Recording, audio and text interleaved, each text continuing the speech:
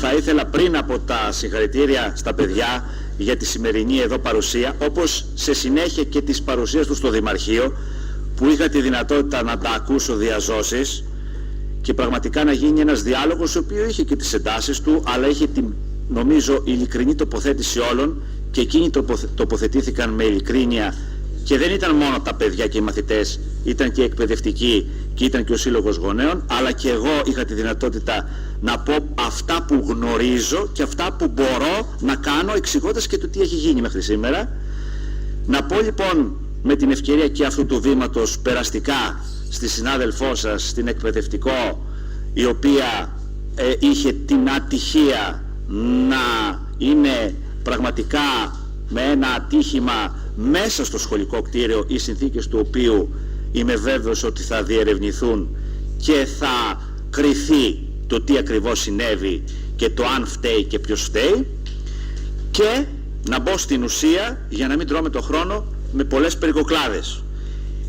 Θα είμαι πολύ σύντομος, αλλά θα ζητήσω συγγνώμη από τα παιδιά, γιατί μπορεί να ακούσουν πράγματα που τα άκουσαν και εκεί.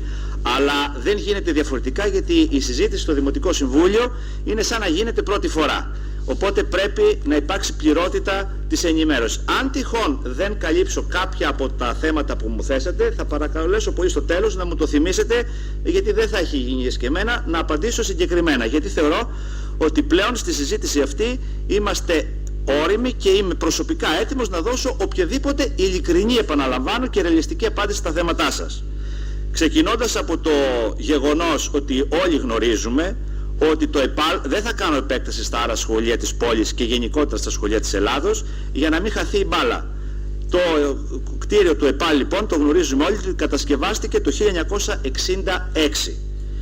Επί 30 έτη αναζήτησα στα αρχεία της υπηρεσίας μου τις παρεμβάσεις οι οποίες έχουν γίνει, τις υπηρεσίες του Δήμου και πριν από το Δήμο στις υπηρεσίες της νομαρχίας, και το μόνο που βρήκα ήταν αυτή η μερική στατική ενίσχυση που έγινε το 2008 επί νομαρχίας. Τότε τα σχολεία ανήκαν στην νομαρχία πριν καταργηθεί. Το 2012-2013 το κτίριο αυτό ως προς το ξυλουργείο και το συνεργείο καθαιρέθηκε, ήταν Δημοτική Αρχή ο κύριος Μπουλές, γκρεμίστηκαν δηλαδή οι βόρειες αίθουσες και ξεκίνησαν οι μελέτες για την αποκατάστασή τους. Το 2014-2019 ο κύριος Λουκόπουλος, η Δημοτική Αρχή Λουκόπουλου, εκπώνησε, φτάνοντας μέχρι το σημείο των πρώτων εγκρίσεων, τις μελέτες για την κατασκευή των αιθουσών αυτών οι οποίες είχαν γκρεμιστεί. Και δαπάνησε και επίσης το ποσό των 20.000 ευρώ, σύμφωνα με τα αρχεία του Δήμου, για την πραγματοποίηση κάποιων εργασιών συντήρησης, κυρίως σε σχέση με σοφατίσματα και κάποιες άλλες τέτοιες ανάγκες. Το 2019, ολοκληρώνοντας πλέον, παίρνοντας τις μελέτες και αναλαμβάνοντας τη Δημοτική Αρχή, εγώ και οι συνεργάτες μου, πήραμε τις μελέτες τις οποίες βρήκαμε από τον κύριο Λουκόπουλο και τις ολοκληρώσαμε με την έννοια ότι κάναμε τα τεύχη δημοπράτησης, βγήκαν οι οικοδομικές άδειες και στη συνέχεια είχαν ήδη προεγκριθεί οι μελέτες αυτές από το Συμβούλιο Αρχιτεκτονικής και υποβάλαμε για χρηματοδότηση, βρήκαμε δηλαδή τα χρήματα από το ΕΣΠΑ της Περιφέρειας.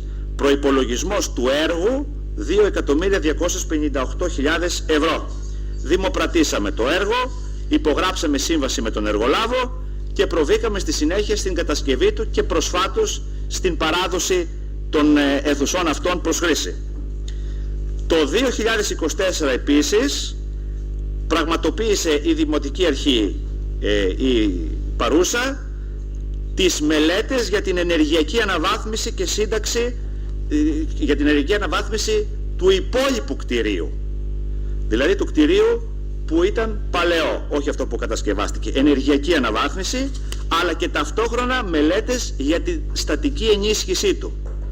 Οι μελέτες στοίχησαν 11.282 ευρώ οι πρώτες και 12.490 ευρώ οι δεύτερες. Και εντάξαμε στο ΕΣΠΑ με χρηματοδότηση και προϋπολογισμό συνολικά 1.400.000 ευρώ για την ενεργειακή αναβάθμιση και 372.000 ευρώ για τη στατική ενίσχυση. Στο ΕΣΠΑ της περιφέρειας 21-27.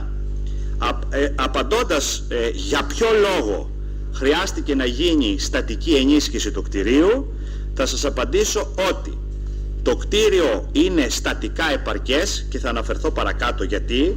Έγινε και προσεισμικός έλεγχος από το τεχνικό επιμελητήριο το καλοκαίρι που μας πέρασε σε αυτό και σε όλα τα κτίρια, τα σχολικά κτίρια, μόνο τα σχολικά κτίρια της Ναυπακτίας, φυσικά και άλλων δήμων, δεν αφορούσε μόνο το Δήμο. Είναι ένα πρόγραμμα το οποίο εκπώνησε το Υπουργείο, η Γενική Γραμματεία Πολιτικής Προστασίας του Υπουργείου, σε συνεργασία με τα τεχνικά επιμελητήρια, να γίνουν αυστηροί προσεισμικοί έλεγχοι σε όλα τα κτίρια.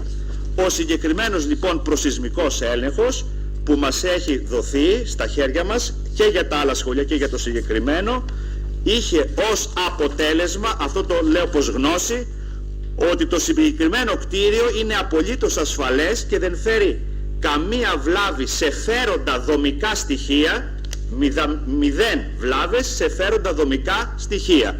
Χρήζει βελτιώσεων, επιχρησμάτων, παραθύρων κτλ. Άρα στατικά, σύμφωνα με τον προσεισμικό έλεγχο του Τεχνικού Επιμελητήριου Ελλάδος, ο οποίος διενεργήθηκε το καλοκαίρι που μας πέρασε και είναι στη διάθεση της κυρίας Γραμματέως και των πρακτικών, το κτίριο στατικά είναι επαρκέστατο. Γιατί επιλέξαμε να κάνουμε στατική ενίσχυση σε ένα επαρκές στατικά κτίριο? Γιατί είναι ένα κτίριο το οποίο έχει χρόνο ζωής πολλών ετών. Είναι ένα κτίριο το οποίο βρίσκεται σε μια περιοχή με πολύ σεισμική δραστηριότητα.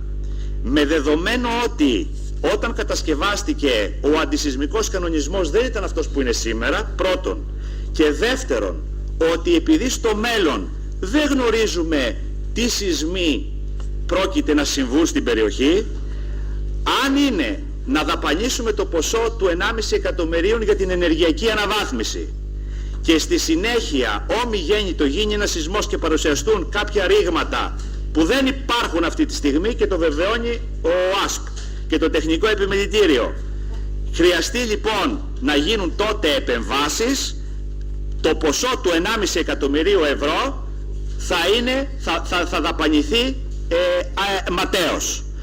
Οπότε από το ίδιο χρηματικό εργαλείο, αφού προβλέπει τέτοιες χρηματοδοτήσεις, σκεφτήκαμε σε αυτό το παλαιό κτίριο, το οποίο τα δομικά του στοιχεία δεν έχουν κανένα πρόβλημα, έχουν πρόβλημα τα σοφάτια τους και τα υπόλοιπα επιφανειακά στοιχεία, να το ενισχύσουμε ακόμα περαιτέρω, ώστε να αυξηθεί ο χρόνος διάρκειας και ασφάλειας στα επόμενα χρόνια και για τα επόμενα γεγονότα. Νομίζω ότι είναι σαφές και θα ήταν λάθος και άστοχο να μην το κάνουμε. Το εντάξαμε λοιπόν στο ΕΣΠΑ και αναμένουμε αυτή τη στιγμή σε συνεννόηση με την υπηρεσία και με τους διευθυντές σας και με τους συλλόγους γονέων να δρομολογήσουμε τις διαδικασίες ώστε το έργο που θα δημοπρατηθεί να εκτελεστεί με τον καλύτερο δυνατό τρόπο, χωρίς να δημιουργηθούν προβλήματα στα μαθήματα των παιδιών, φυσικά με τη μεταφορά σας σε άλλο σχολείο, η οποία θεωρώ ότι θα λάβει χώρα μετά το καλοκαίρι που μας έρχεται, μέχρι να ολοκληρωθούν και οι διαδικασίες δημοπράτησης. Τον Ιούλιο του 2025 η υπηρεσία του Δήμου Ναυπακτίας μας απέστειλε έγγραφο με το οποίο μας ζητάει για τα σχολεία που πλέον περιήλθαν στο Δήμο, γιατί μέχρι τότε ανήκαν, αυτοδιοικούνταν με τις σχολικές επιτροπές, να προβούμε στον έλεγχο όλων των σχολείων όσον αφορά τα δίκτυα τα ηλεκτρικά από εξειδικευμένο συνεργείο, στο οποίο θα ανατεθεί μέσω δημόσιου ανοιχτού διαγωνισμού. Ξεκίνησε λοιπόν το καλοκαίρι 28 Εβδόμου του 2025 αυτή η διαδικασία του διαγωνισμού και με πρώτο το ΕΠΑΛ, το συνεργείο το εξειδικευμένο το οποίο θα προκύψει, να γίνει αντικείμενο του ελέγχου αυτού και το ίδιο το συνεργείο θα έχει και τη δυνατότητα άμεσων παρεμβάσεων όπου χρειαστεί.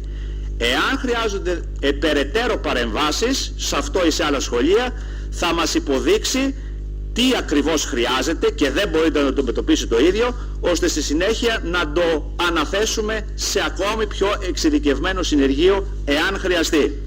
Αυτός ο διαγωνισμός αυτή τη στιγμή είναι στον αέρα και θεωρώ ότι θα έχουμε εργολάβο ώστε σε όλα τα σχολεία να πραγματοποιηθεί αυτός ο έλεγχος και να έχουμε στη συνέχεια τις απαραίτητες εργασίες, επαναλαμβάνω, ως προς τα δίκτυα ρεύματος και μόνον, έτσι, ένα ποσό 40.000 ευρώ, να έχουμε σε όλα τα σχολεία την απαραίτητη πιστοποίηση που απαιτεί και ο νόμος. Επαναλαμβάνω, σε κανένα κτίριο και σε κανένα σχολείο και σε κανένα κτίριο διοίκησης δεν υπήρχε ή σε ελάχιστα, σε αυτό το συγκεκριμένο δεν υπήρχε σε κανένα, αλλά δεν υπήρχαν ούτε οικοδομικές άδειες. Τα περισσότερα σχολεία, ιδίως αυτά που ήταν παλαιότερα, δεν είχαν καν οικοδομικές άδειες, δεν είχαν ενεργειακές πιστοποιήσεις, δεν είχαν αποτυπώσεις καν των κατόψεων των χώρων τους και φυσικά πολύ περισσότερο δεν είχαν ό,τι προβλέπεται πλέον από τη σύγχρονη νομοθεσία. Αυτό δεν συμβαίνει με τα σχολεία, σας επαναλαμβάνω, συμβαίνει με τα κτίρια διοίκησης όλου του ελληνικού δημοσίου, συμβαίνει, συγγνώμη, δεν θα ήθελα, συμβαίνει με τις αθλητικές μας εγκαταστάσεις όλης της Ελλάδος, τώρα πιστοποιείται μία μετά την άλλη, συμβαίνει με τις υποδομές, τις μεγάλες υποδομές, με τις γέφυρες, με τα λιμάνια, πουθενά δεν υπήρχε πιστοποίηση, πουθενά δεν υπήρχε αδειοδότηση, πουθενά δεν υπήρχε σχετικός έλεγχος. Όλα αυτά ο Δήμος Ναυπακτίας ξεκίνησε και τα πιάνει ένα προς ένα προκειμένου να παραδοθούν όπως προβλέπει η νομοθεσία. Κλείνω την παρένθεση και αναφέρομαι στο ΕΠΑΛ. Το 2024, απλά το αναφέρω και αυτό, και 25, είχαμε τη χαρά να έχουμε... το 2024-25 τα συνεργεία του ΤΕΕ και της πολιτικής προστασίας πραγματοποίησαν τον προσεισμικό έλεγχο και σε όλο αυτό το διάστημα του 2019-26 γινόταν μικροπαρεμβάσεις, κυριολεκτικά εννοώ μικροπαρεμβάσεις στο σχολείο αυτό, προκειμένου να υπάρχουν αποκαταστάσεις στα προβλήματα όπως αυτά εμφανίζονταν και φυσικά η έλεγχη από την υπηρεσία η οποία έχει και την ευθύνη για κάθε τι.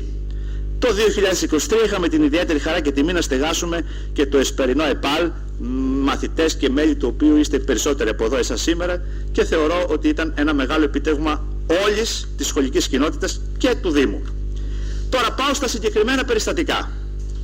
Πρώτα απ' όλα το περιστατικό με τη σκάλα, το οποίο έγινε, το θλιβερό περιστατικό με τη σκάλα. Να ξεκαθαρίσω κάτι, γιατί θέλω να μιλάμε με σοβαρότητα και μόνο με έγγραφα.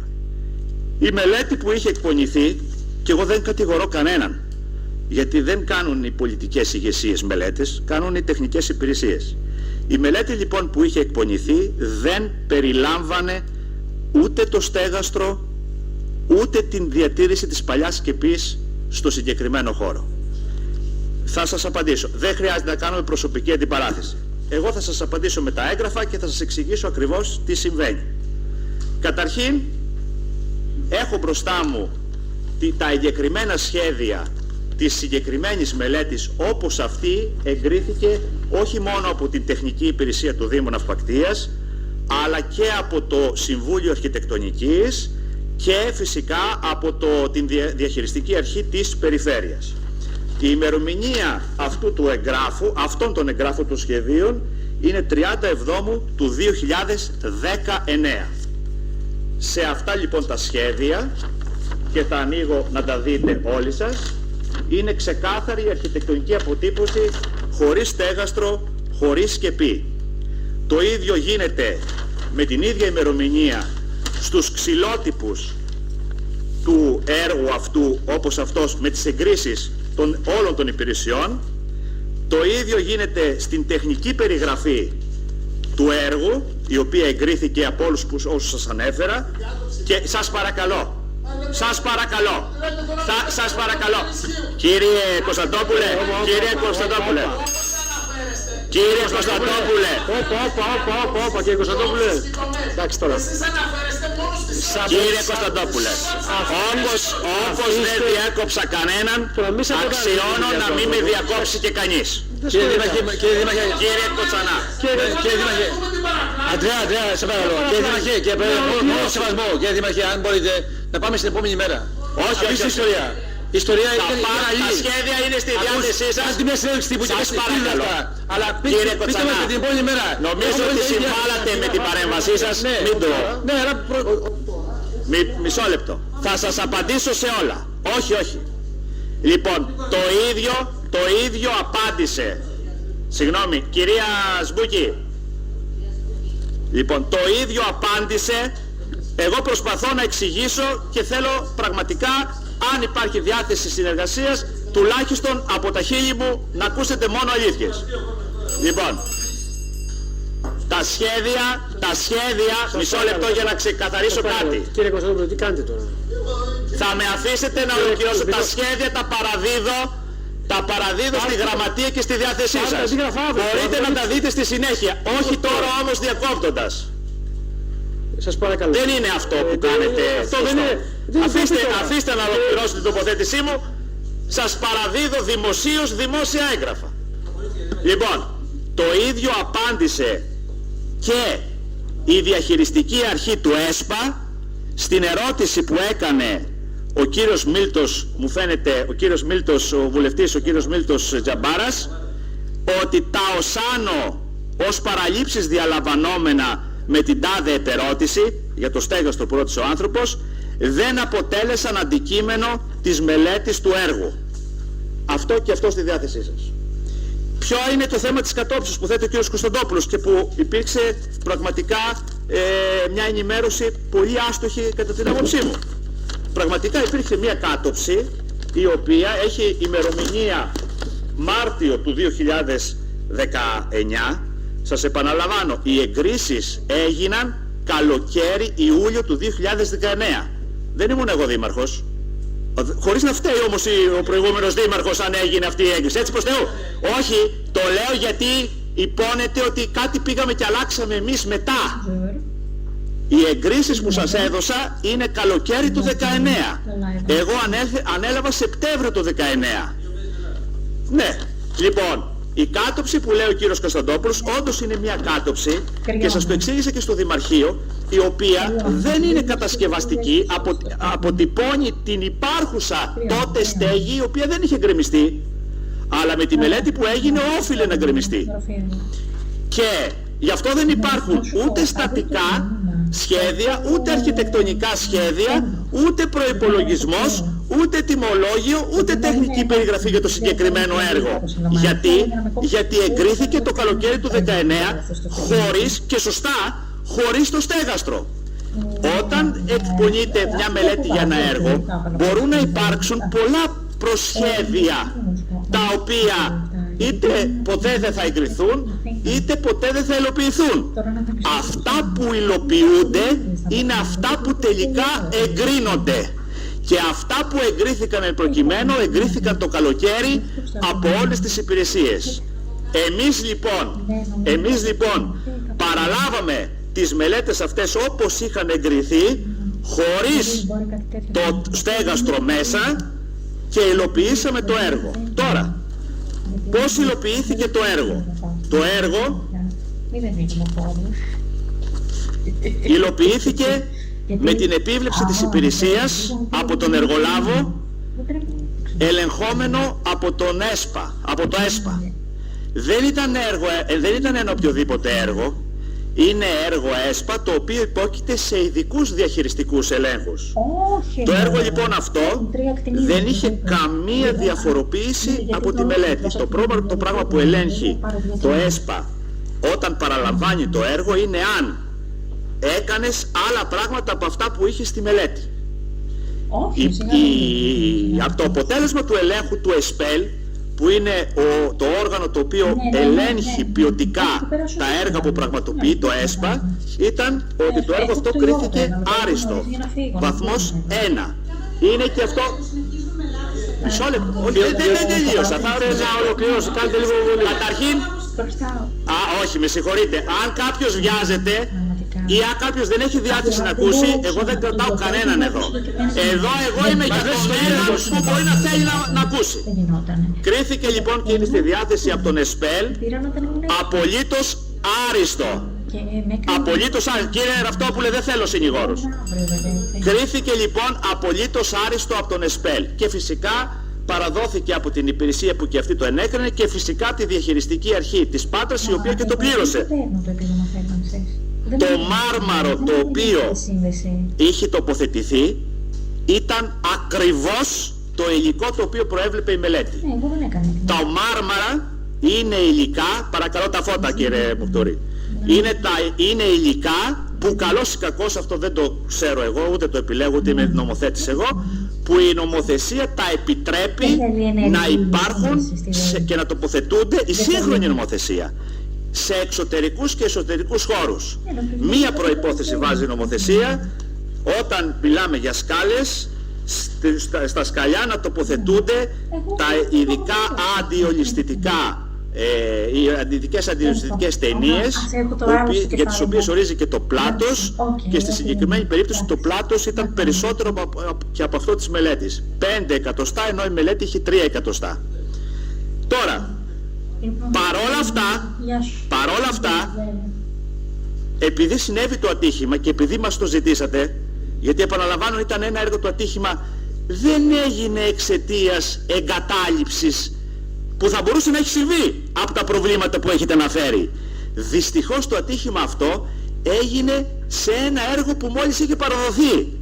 Άρα δεν μπορούμε να πούμε ότι εδώ υπήρξε εγκατάλειψη.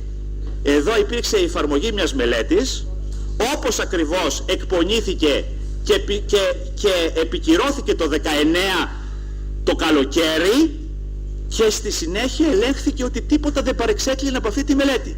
Είναι στη διάθεσή σας όλα αυτά, να τα δώσετε και σε μηχανικό και σε δικηγόρο να τα εξετάσει. Παρόλα αυτά λοιπόν κάναμε, όπως υποσχεθήκαμε, την ειδική αυτή επεξεργασία του μαρμάρου προχθές ή χθες, δεν θυμάμαι την ακριβή ημερομηνία, και τοποθετήσαμε τις 2 κουπαστές στο συγκεκριμένο σημείο. Είπατε και ζητήσατε και πολύ σωστά, μα επειδή η μελέτη δεν είχε το στέγαστρο, εμείς αν δούμε τελικά ότι πρέπει να μπει το στέγαστρο, δεν θα το βάλουμε? Βεβαίως και θα το βάλουμε.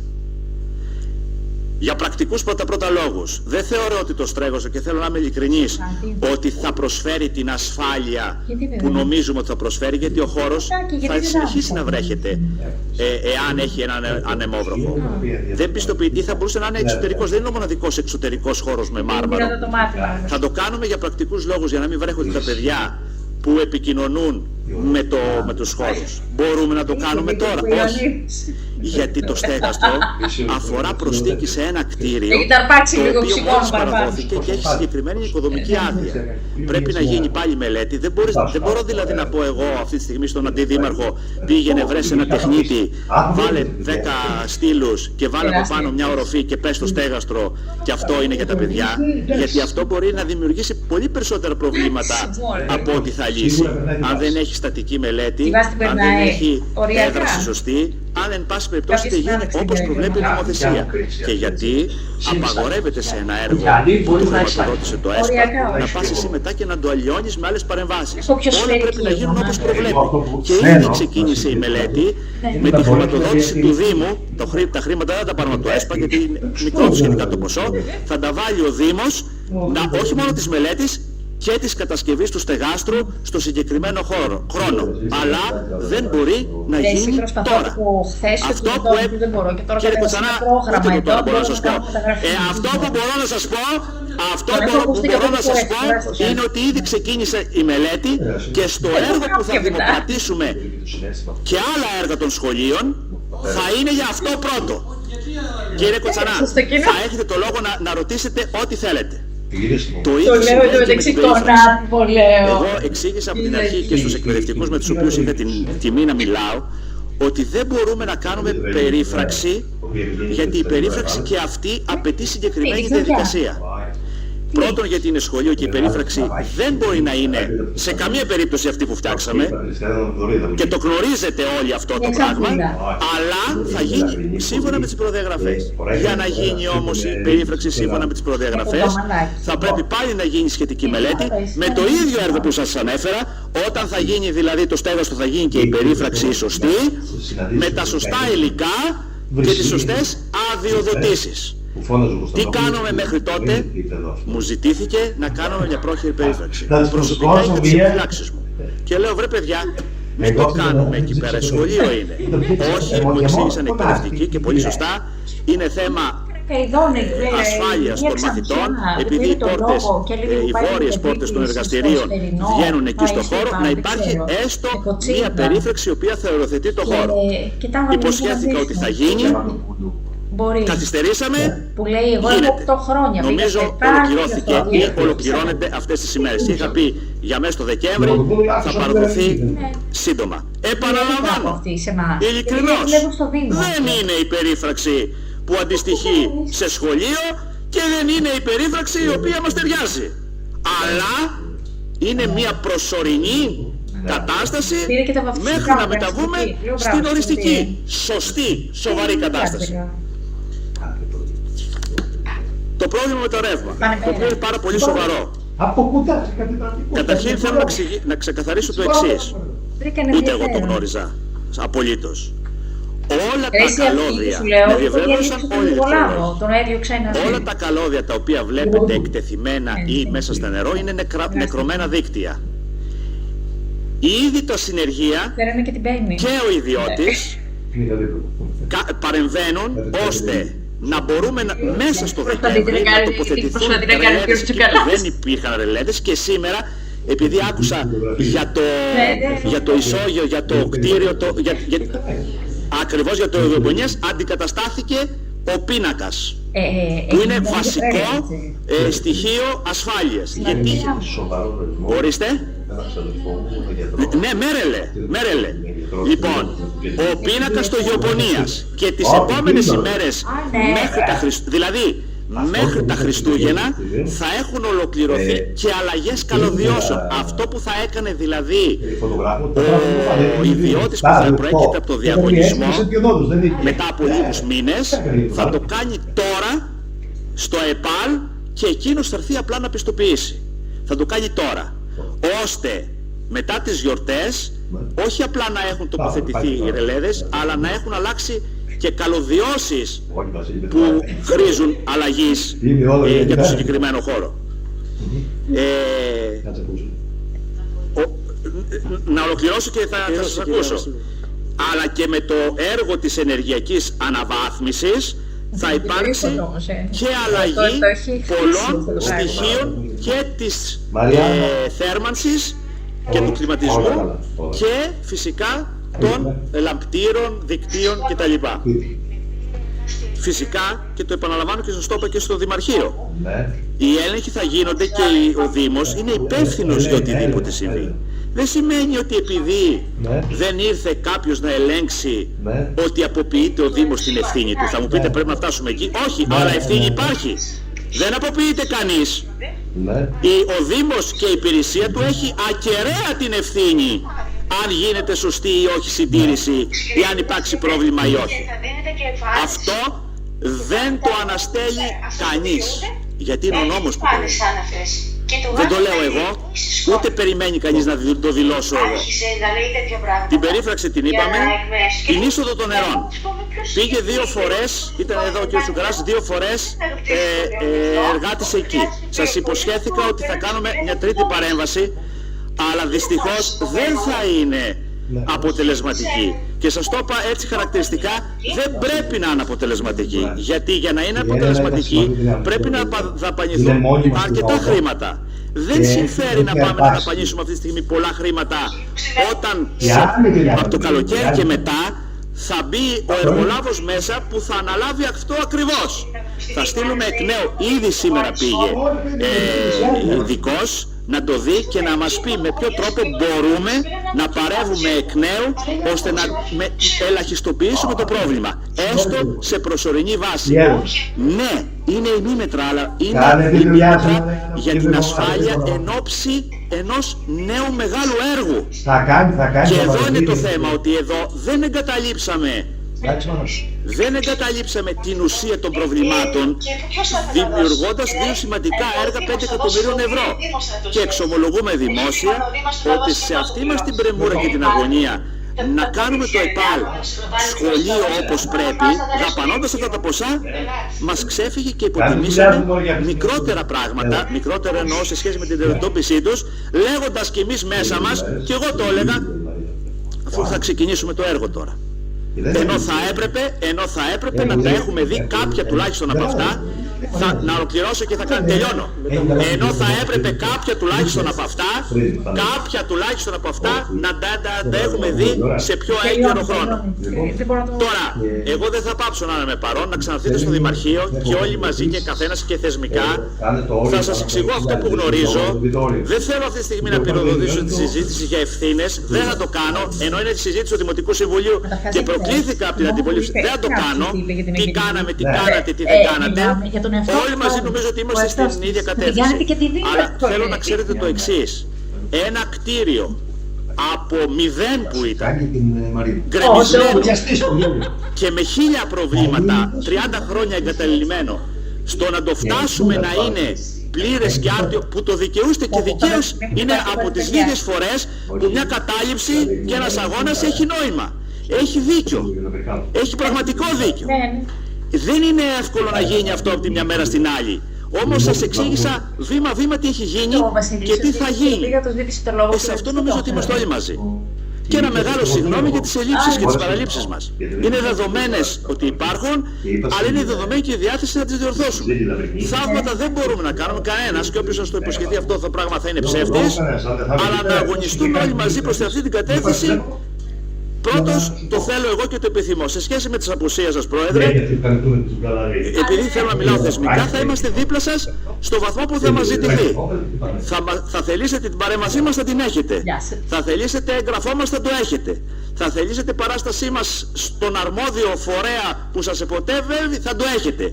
Γιατί πραγματικά είναι από τις λίγες περιπτώσεις που οι απουσίες αυτές είναι άκρως δικαιολογημένες και δεν είναι απουσίες. Όπως υπόθηκε και το ενστερνίζομαι αυτό. Τέλος, σε σχέση με τις υπόλοιπες γενικές ανάγκες, είναι αυτή η κουβέντα που είπαμε, κύριε Καγιαγιά, το τμήμα που συστάθηκε στο Δήμο Ναυπακτίας, γιατί τα σχολεία ήρθαν στο Δήμο πριν από 1 χρόνο, έχει καταγράψει ήδη όλες τις ανάγκες των σχολείων σύμφωνα με τα αιτήματα των εκπαιδευτικών, τα έγγραφα αιτήματα των εκπαιδευτικών που έχουν έρθει, τα κατηγοροποιήσαμε. Ό,τι γίνεται με προμήθεια αγορά, το κάναμε με προμήθεια αγορά, και ό,τι γίνεται με έργο θα οργανώσουμε ένα έργο πλην της κατασκευής του ΕΠΑΛ, της στέγης του κλειστού γυμναστηρίου του Δευτέρου Γυμνασίου, το οποίο ήδη βαίνει προς ανάθεση για να τακτοποιηθεί, γι' αυτό, γιατί είναι ένας χώρος που τον έχει ανάγκη και το σχολείο και η πόλη. Θα μπουν λοιπόν σε ένα συνολικό έργο. Η υπηρεσία κάνει τις σχετικές μελέτες. Πρώτη μελέτη που κάνει είναι το στέγαστρό σας και η πίσω η περίφραξη, να δημοπρατηθεί και να γίνουν με τη σειρά όπως τα έχουν ζητήσει οι εκπαιδευτικοί. Δεν υπάρχει έλλειψη πάντοτε χρημάτων, υπάρχει και αυτό, αλλά με το κλείσιμο των σχολικών επιτροπών και την έλευση στο Δήμο υπήρξε μια κατάσταση χαοτική για όλους τους Δήμους, γιατί άλλαξαν οι διαδικασίες και έπρεπε πλέον όλα αυτά να αντιμετωπιστούν με άλλο τρόπο.